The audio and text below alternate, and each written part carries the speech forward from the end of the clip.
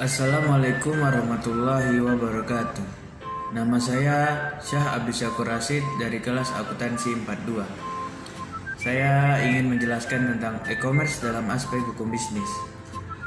Setiap kegiatan jual beli online terdapat dokumen elektronik yang dibuat oleh pihak penjual berisi aturan serta kondisi yang harus dipatuhi, seperti jangka waktu pembayaran, jangka waktu dan metode pengiriman.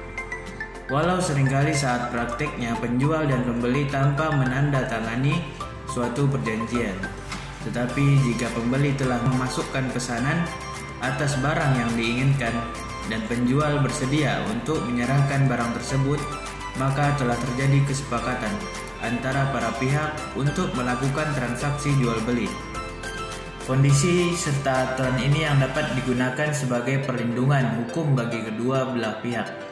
Dalam kesepakatan, penjual berhak memperoleh pembayaran dari pembeli atas produk yang dibeli oleh pembeli. Jika pembeli tidak melakukan pembayaran dalam waktu yang ditentukan, maka penjual dapat membatalkan pembelian barang tersebut dan menjualnya kepada calon pembeli lain.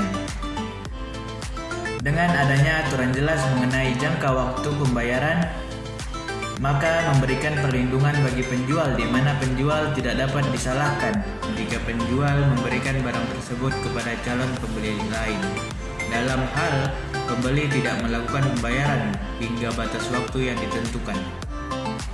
Ini merupakan perlindungan hukum bagi penjual sebagai pihak pembeli, maka pembeli berhak untuk memperoleh barang yang sesuai dengan jenis dan spesifikasi yang disepakati. Dalam perjanjian dapat diatur mengenai hak pembeli untuk memperoleh ganti kerugian dari penjual jika barang yang dikirimkan tidak sesuai. Dalam era digital saat ini, alat bukti yang sebelumnya hanya terbatas pada dokumen fisik telah berkembang menjadi informasi elektronik dan dokumen elektronik. Hal ini secara tegas disebutkan pada Undang-Undang Informasi dan Transaksi Elektronik. Hukum bisnis terdiri dari dua hal yang berbeda, yaitu hukum dan bisnis. Hukum adalah keseluruhan norma yang oleh penguasa negara atau penguasa masyarakat dinyatakan atau dianggap sebagai peraturan yang mengikat bagi sebagian atau seluruh anggota masyarakat dengan tujuan untuk mengadakan suatu tata yang dikehendaki oleh penguasa tersebut.